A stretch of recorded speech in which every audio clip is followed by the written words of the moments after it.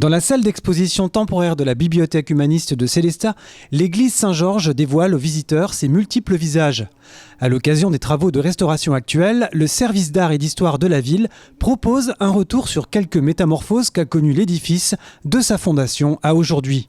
On a choisi d'avoir des points d'étape sur cette exposition parce qu'en effet, l'histoire de l'église Saint-Georges est pluriséculaire. Et donc on s'est concentré sur sa phase de construction au Moyen-Âge, du XIIIe au XVe siècle essentiellement. On a parlé un petit peu des différentes phases d'entretien et la vie de l'édifice sous l'Ancien Régime, avant la Révolution française. Et puis ensuite, on parle des travaux de restauration du XIXe siècle et du XXe siècle. Mais le gros de l'exposition, c'est de montrer pourquoi est-ce qu'on a besoin de restaurer aujourd'hui et comment est-ce qu'on restaure aujourd'hui. L'objectif, c'est aussi de faire prendre conscience aux visiteurs qu'on restaure un monument comme on pourrait soigner un malade, en fait. C'est-à-dire qu'il faut à la fois bien connaître le passif, on va dire, du bâtiment, de l'édifice, connaître son histoire, ce qu'il a déjà vécu, et ensuite faire un diagnostic sanitaire qui permet de comprendre l'état actuel de conservation de l'église pour procéder à la restauration avec la bonne méthodologie et les bons soins, en fait, les bons remèdes, on va dire. 3 siècles sont nécessaires à l'édification de l'église Saint-Georges.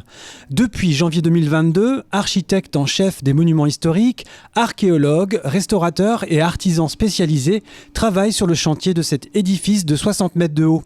On voit sur cette image les 2 tranches premières de la campagne de restauration avec la tour du Massif occidental et ensuite le reste du Massif occidental qui sera traité et restauré après, donc la fin de la première tranche en cours. Et ensuite, on procédera à la restauration du reste du clos et du couvert, c'est-à-dire le toit et puis les cloisons, en quelque sorte les murs de l'église, à l'exception du chœur qui a déjà été restauré à la fin des années 90. Voilà. Donc c'est quand même une campagne de très grande ampleur et l'objectif de l'architecte du patrimoine, mais aussi évidemment de la ville, qui est le commanditaire en tant que propriétaire de l'église Saint-Georges, c'est de restaurer pour le siècle à venir. On ne restaure pas pour 10 ou 20 ans, évidemment. L'exposition propose alors de remonter le temps grâce à des plans d'architectes, des tableaux, des sculptures et bien d'autres documents. Dans cette exposition, vous pouvez voir à la fois des éléments, des documents d'archives, des livres de la bibliothèque paroissiale qui était autrefois à l'église Saint-Georges et qui est désormais conservée à la bibliothèque humaniste. On voit aussi des objets qui sont conservés dans nos réserves et qui étaient autrefois présentés à l'église Saint-Georges. Je pense à un vitrail en particulier, je pense aussi à des éléments du jubé, donc c'est une structure architecturale et sculptée qui était placée dans l'église entre le chœur et la nef. On voit des fragments.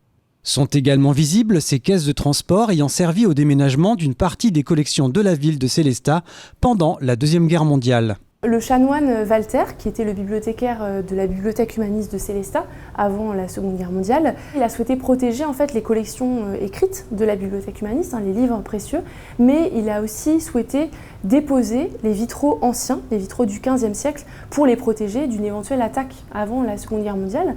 Donc il avait demandé au menuisier de la ville de Sélestat de confectionner des caisses pour pouvoir procéder au déménagement des collections les plus précieuses de la ville de Sélestat. L'exposition est visible jusqu'au 2 juin.